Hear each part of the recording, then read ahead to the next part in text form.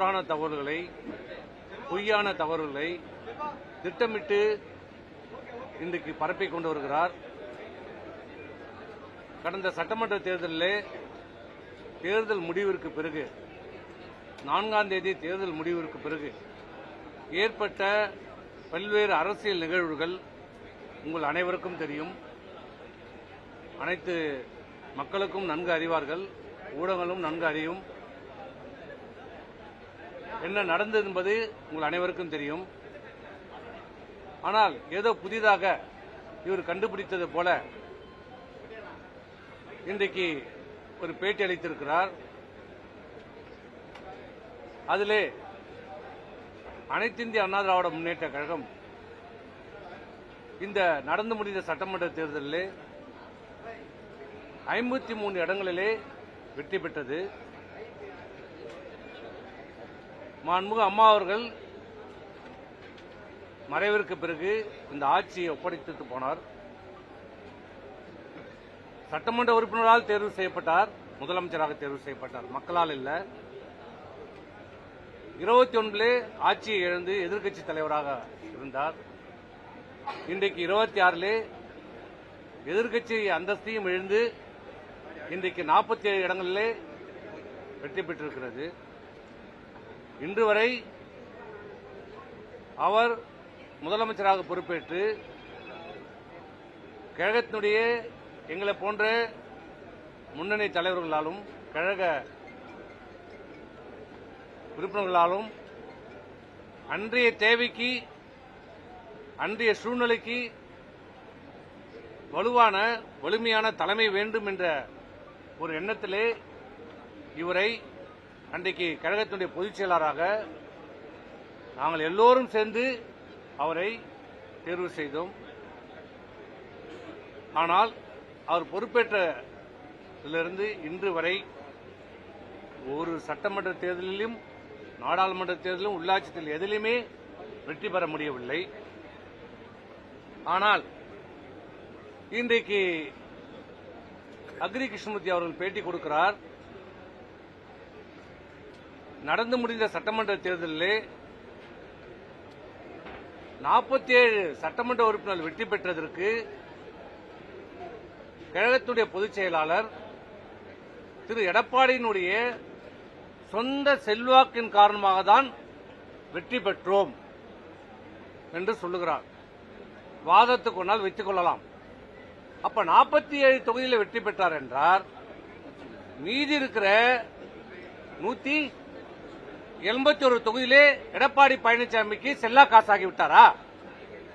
செல்வாக்கு இல்லையா?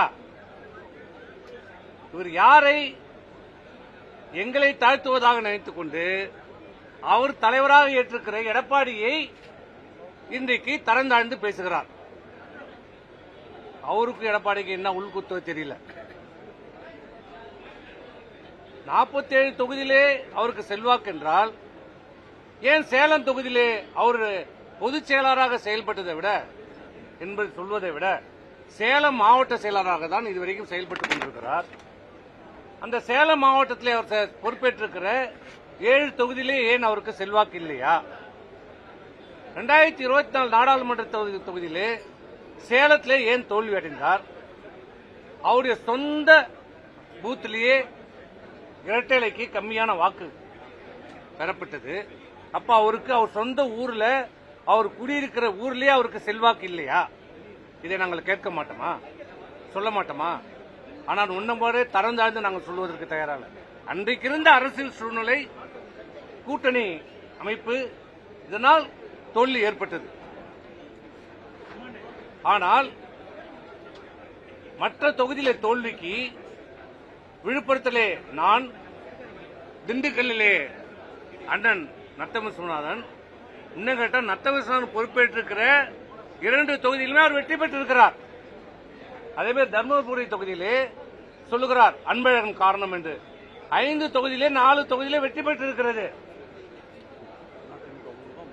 அதிமுக 3 வெற்றி பெற்றிருக்கிறது. கூட்டணியில் ஒருத்தர் வெற்றி பெற்றிருக்கிறார்கள். எனக்கு 6 தொகுதி, விழுப்புரம் மாவட்டத்தில் 6 தொகுதி, 6ல் 3 வெற்றி பெற்றிருக்கிறோம். ஒன்னு அண்ணா, நான் ஒன்று, 2 பாட்டாளி மக்கள் கட்சி வெற்றி பெற்றிருக்கிறது. திண்டிவனம் தொகுதியில் 700 ஓட்டுல தோல்வி அடைந்திருக்கிறோம். அது வெற்றி இல்லையா? ஆனால் அவர் என்ன சொல்கிறார்? இந்த தோல்விக்கெல்லாம் காரணம் மாவட்டத்தில் இருக்கிற மாவட்ட செயலாளர்களும் அந்த பொறுப்பாளர்கள் தான் காரணம் என்கிறார். வெற்றி பெற்றால் 47 தொகுதிக்கு ஒரு தனிப்பட்ட செல்வாக்கு, தோல்வி அடைந்தால் அந்த மாவட்ட செயலாளர்கள் பொறுப்பு. அப்படி என்றால் நான் கேட்கிறேன், உங்களோடு இன்றைக்கு இருக்கிறார்களே, கிருஷ்ணகிரியினுடைய பொறுப்பை தன் கட்டுப்பாட்டில் வைத்திருக்கிற துணை பொதுச் செயலாளர் KP முனிசாமி எத்தனை தொகுதியில் வெற்றி பெற்றார்? அவரே வெற்றி பெற்றாரா? அப்ப KP முனிசாமி தான் காரணமா? சொல்லுங்க. தென் மாவட்டத்திலே முழுக்க கன்னியாகுமரி, திருநெல்வேலி, தென்காசி, தேனி, விருதுநகர், மதுரை, ராமநாதபுரம், சிவகங்கை, இதில் வெற்றி பெற்றது எத்தனை? கன்னியாகுமரி 1, அம்பாசமுத்திரம் 2, சங்கரன் கோயில் 1, 3 தான்.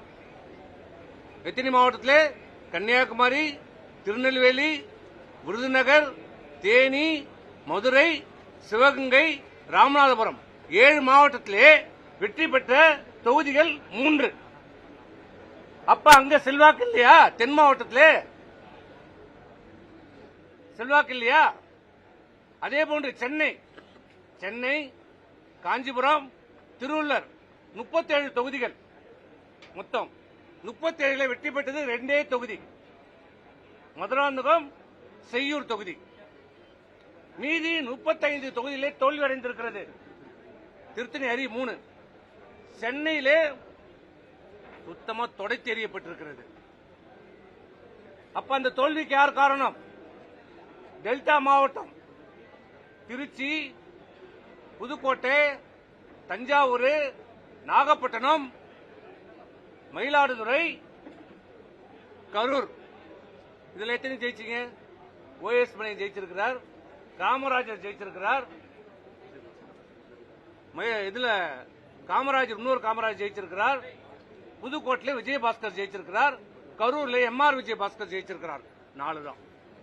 திருச்சியில சுத்தமா திருச்சியில இவங்க திருமதி லீமா ரோஸ் ஜெயிச்சிருக்கிறாங்க.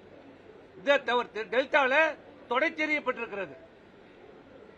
அப்ப தமிழ்நாட்டில் தென் மாவட்டத்தில் 0, டெல்டா மாவட்டத்தில் தொடைத்தெறியப்பட்டிருக்கிறது. சென்னை, காஞ்சிபுரம், திருவள்ளூர் மாவட்டத்தில் அனைத்து இந்திய அண்ணா திராவிட முன்னேற்ற கழகம் முழுமையாக தோல்வியடைந்திருக்கிறது. வெற்றி பெற்றது எங்க? வட மாவட்டம். வட மாவட்டத்திலே 34 தொகுதிகளை வெற்றி பெற்றிருக்கிறது. வட மாவட்டத்தில் எது? கடலூர், அரியலூர், கடலூர், விழுப்புரம், கள்ளக்குறிச்சி, திருவண்ணாமலை, வெள்ளூர், கிருஷ்ணகிரி. இதுதான். இது என்ன காரணம்? பாட்டாளி மக்கள் கட்சி கூட்டணியில் இருக்கிறது. அந்த கூட்டணியால் 34 தொகுதியில் வெற்றி பெற்றிருக்கிறோம். அவர்களும் வெற்றி பெற்றிருக்கிறார், நாமும் வெற்றி பெற்றிருக்கிறோம். இந்த 34 கைத்தா மீதி 13 தொகுதி தான். இப்படி இருக்கிற நிலைமையில இப்படி ஒரு தவறான தகவலை, வெற்றி பெற்றால் அது என்னால வெற்றி பெற்றது, தோல்வி அடைந்தால் கட்சி நிர்வாகியால் தோல்வி அடைந்திருந்து பழியை தூக்கி போடுகிற இப்படிப்பட்ட தலைவரை இந்தியாவிலே எந்த கட்சியிலேயே பார்த்திருக்கிறோமா? இந்தியாவில் இருக்கிற தேசிய கட்சிகளாகட்டும், மாநிலத்தில் இருக்கிற மாநில கட்சிகளாகட்டும், தேர்தலில் தோல்வி அடைந்தால், படுதோல்வி அடைந்தால் அந்த கட்சியினுடைய தலைவர் தார்மீக பொறுப்பேற்று அதுக்கு தோல்விக்கு நாங்கள் தான் காரணம் என்று பல தலைவர்கள் ராஜினாமா செய்திருக்கிறார்கள். ஏன் ராகுல் காந்தி காங்கிரசினுடைய தலைவராக இருந்தபோது நடைபெற்ற நாடாளுமன்ற தேர்தலில் ஏற்பட்ட படுதோல்விக்கு பொறுப்பேற்று தன்னுடைய தலைவர் பதவியை ராஜினாமா செய்திருக்கிறார். நாங்க ராஜினாமா செய்ய சொல்லல, நாங்க ராஜினாமா கோரிக்கையே வைக்கல, நீங்க தான் பொதுச் செயலாளர் என்று இன்றைக்கும் சொல்கிறோம். தோல்விக்கான காரணத்தை ஆராயுங்கள். தொடர் தோல்வியில நம்ம இருக்கிறோம். இந்த தோல்வியிலிருந்து இந்த கட்சியை மீட்டெடுக்க வேண்டும். உண்மையான நிலவரத்தை கலந்து பேசுங்கன்னு தான் நாங்கள் சொன்னோம். வேற அதற்காக எங்கள் மீது பழி போடுகிறார். இன்னொன்று சொல்கிறார், திமுக கூட்டணிக்கு நாங்கள் தான் சொன்னோம் என்று. இது ஜம்மு காலத்துல வடிகட்டின பொய், உலகத்துக்கே தெரியும். நீங்க எப்ப போனாலும் கம்யூனிஸ்ட் கட்சியினுடைய தேசிய தலைவர் பரதனை போய் கேளுங்க, விடுதலை சிறுத்தைகள் தலைவருடைய திரு தொல்துமாமனை கேளுங்க, கம்யூனிஸ்ட் கட்சி தலைவரை போய் கேளுங்க, முஸ்லீம் லீக் கட்சி தலைவரை போய் சொல்லுங்க, ஏன் RS பாரதி போய் கேளுங்க. நாங்கெல்லாம் பங்காளிகள். என்னைக்கு நாங்கெல்லாம் பங்காளியானோம்? என்னைக்கு பங்காளியானோம்? 4ஆம் தேதியிலிருந்து எடப்பாடியாருக்கும் உதயநிதி ஸ்டாலினுக்கு ஏற்பட்ட அந்த உறவு பங்காளி என்று பேசுற அளவுக்கு உருவாக்கிடுச்சு. திருமாவளவனை நான் முதலமைச்சராக்குவதற்கு சொன்னேன் என்று சொல்ல, ஆமா சொன்னேன். நான் ஏற்கனவே பேட்டியில் சொல்லியிருக்கிறேன். ஏன் சொன்னேன், எப்ப சொன்னேன், எந்த நேரத்தில் சொன்னேன்? நீங்க சட்டமன்ற உறுப்பினர்கள் கூட்டத்தை உங்கள் வீட்டிலே கூட்டினீர்கள். கூட்டி என்ன சொன்னீங்க? திமுக ஆதரவோடு நான் முதலமைச்சர் ஆவதற்கு ஆதரவு அளித்தார்கள். இப்போது சில கட்சிகள் அதில் ஒத்துக்கொள்ளவில்லை. அதனால் மாற்று திட்டமாக திருமாவளவனை முதலமைச்சராக்குவோம், மற்ற அமைச்சர்கள் எல்லாம் நீங்கள் எடுத்துக்கொள்ளுங்கள் என்று சொல்லுகிறார்கள் என்று சொன்னார். சொன்னபோது அது எப்படி நாம் ஏற்றுக்கொள்ள முடியும்? திமுக ஆதரவோடு நீங்கள் முதலமைச்சராவது ஏற்றுக்கொள்ளுகின்ற போது ஏன் திருமாவளவனை முதலமைச்சராக்கிவிட்டு நீங்கள் மீதி இருக்கிற 30 அமைச்சர்களையும் அதிமுக ஆக்குவது என்ன தவறு என்று சொன்னேன். நான் அதை மறுக்கலையே, இன்னைக்கு சொல்றேன். நான் சொன்னதான் உண்மைதான். எப்ப சொன்னேன்? நீங்க சொன்னதுக்கு அப்புறம் சொன்னேன். இன்னொன்னு சொன்னேன், திருமாவளவனை ஏற்றுக்கொள்ள முடியாது. அது எப்படி விடுதலை சிறுத்தைகள் கட்சி என்று சொல்லிவிட்டு நாம் இருப்பது? நான் ஏற்றுக்கொள்ள மாட்டேன். சரி, நீங்க ஏற்றுக்கொள்ள வேண்டாம். அப்பதான் சொன்னேன், அண்ணா திராவிட முன்னேற்ற கழகம் திமுகவை எதிர்த்து தொடங்கப்பட்ட இயக்கம். தாவேகா திமுகவை எதிர்த்து அரசு செய்கிறது, திமுகவை எதிர்த்து வெற்றி பெற்றிருக்கிறது. நாம் இருவருமே ஒரே கொள்கையில் இருக்கிறோம். ஏன் தாவேகாவை நாம் ஆதரிக்க கூடாது என்று சொன்னேன். எந்த மாற்று கருத்தும் இல்ல. நீங்க திமுகவோடு முதலமைச்சர் ஆகின்ற போது திமுக எதிர்ப்பு இருக்கிற தாவேகா ஆதரிப்பதில் என்ன தவறு என்று சொன்னோம். இதுதான் நடந்தது. இதையெல்லாம் மூடி மறைத்து விட்டு இன்றைக்கு சொல்லுகிறார் திமுகவை கூட்டணி வைக்க வேண்டும் என்று நாங்கள் சொன்னதாகும். ஒரு பொய்யை திரும்ப திரும்ப சொன்னால் உண்மையாகிவிடும் என்று சொல்றார். எத்தனை மாசம் கழிச்சு சொல்றாரு? அதுவும் அவரே சொல்ல மாட்டார், சொல்லி கொடுக்கிறார். அந்த பேட்டி கொடுக்கும் போதே போன் வருது, நீங்க எல்லாம் பார்த்திருப்பீங்களே. அண்ணே அண்ணே அண்ணே அவர் சொல்றார், இப்படி பேசு அப்படி பேசு, இல்ல இதை சொல்லு அதை சொல்லு, இல்ல லைவ்ல வேற போடுங்கன்னு உங்ககிட்ட கேட்கறாங்க. ஏன் அதை நீங்களே வந்து சொல்லுங்க, ஏன் தயங்குறீங்க? சொல்லுங்க. நான் தான் அன்னைக்கே சொன்னேன்ல, இந்த பிரச்சனை ஏற்பட்ட போது என்ன சொன்னேன்? திமுகவோட கூட்டணி நீங்க வைக்கவில்லை என்பதை உங்கள் மனசாட்சிக்கு விரோதம் இல்லாம வாங்க, நான் சத்தியம் பண்றேன், நீங்க சத்தியம் பண்ண. இன்னி வரைக்கும் ஏன் பதில் சொல்லல? ஏன் சொல்லல?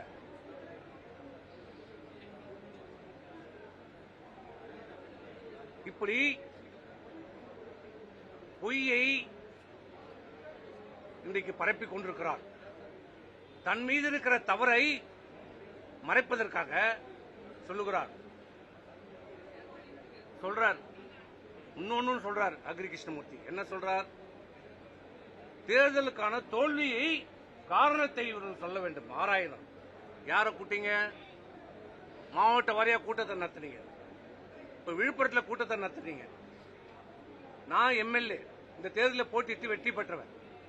சரி, என்னதான் உங்களுக்கு பிடிக்கல, என்ன கூப்பிடல, விட்டுருங்க. ஆனா அங்க நின்று தோல்வி அடைந்த வேட்பாளர்கள் விழுப்புரம், வானூர், திண்டிவனம் 3 வேட்பாளர் நின்று தோல்வி அடைஞ்சிருக்கிறாங்க. யார் யார் கூட்டிங்களா? 3 பேரும் கூப்பிடல. அந்த தேர்தலில் பணியாற்றிய 22 ஒன்றிய செயலாளர்ல 18 ஒன்றிய செயலாளர் நீங்க கூப்பிடல. இருக்கிற அணி செயலாளர்கள் யாருமே நீங்க கூப்பிடல. இருக்கிற பொதுக்குழு யாரும் கூப்பிடல. உங்களுக்கு வேண்டிய ஆட்களை போட்டுவிட்டு அவர்களை வைத்து தேர்தலுக்கே வேலை செய்யாத, தேர்தலை எதிர்த்து வேலை செய்தவர்களை கூட்டி வச்சு நீங்க என்ன தேர்தலுக்கான தோல்வி காரணத்தை கண்டுபிடிச்சீங்க? இப்ப சொல்ற தேர்தல் தோல்விக்கான காரணத்தை ஆராய வேண்டும் என்று பேட்டி கொடுக்கிறாரே திரு அக்ரி கிருஷ்ணமூர்த்தி அவர்களே, உங்களை கேட்கிறேன், உனக்கு தைரியம் இருந்தால் தரணி இருந்தால், தெம்பு இருந்தால், நாளைக்கு எப்போது மாணவனும் நீ கூட்டத்தை கூட்டு, எங்களை அழை. நாங்க உண்மையான காரணத்தை சொல்றோம். நாங்க விதண்டாவாதம் பண்ண வரல, காரணத்தை சொல்றோம். ஏன் தோற்றோம், எதுக்காக தோற்றோம், என்னத்து காரணத்துக்காக தோற்றோம். இன்றைக்கு வாய்க்கையே பேசுகிறார் இந்த அக்னி கிருஷ்ணமூர்த்தி. தோல்வி அடைந்து விட்டது காரணம் இந்த மாவட்ட செயலாளர். நான் கேட்கிறேன், திரு எடப்பாடி பழனிசாமி பொறுப்பேற்ற பிறகு, முதலமைச்சராக பொறுப்பேற்று, பொதுச் செயலாளராக பொறுப்பேற்று நடைபெற்ற 19 நாடாளுமன்ற தேர்தல், 21 சட்டமன்ற தேர்தல், அதுக்கு பிறகு இந்த உள்ளாட்சி தேர்தல், 24 நாடாளுமன்ற தேர்தல், அதுக்கு இடையில நடைபெற்ற இடைத்தேர்தல், 26 நாடாளுமன்றத்தில் எதற்காவது ஒரு பைசா இந்த விழுப்புரம் மாவட்டத்திற்கு கொடுத்திருக்கிறாரா? அப்புறம் எப்படி நீங்க எங்களை குற்றம் சாட்ட முடியும்? 2017 ஆமா, எந்த தேர்தலுக்காக இதை கொடுத்திருக்கிறாரு? அப்புறம் எப்படி நீங்க எங்களை குற்றம் சாட்ட முடியும்? வெற்றி பெற்றால் தன்னால் வெற்றி, தோல்வி அடைந்தால் மற்றவர்கள். வெற்றி தோல்வி இது எல்லோருக்கும் சமம். தோல்வியில நாங்களும் ஒத்துக்கிறோம். இல்ல எங்களுடைய பங்கு, எல்லாருடைய பங்கும் இருக்கிறது.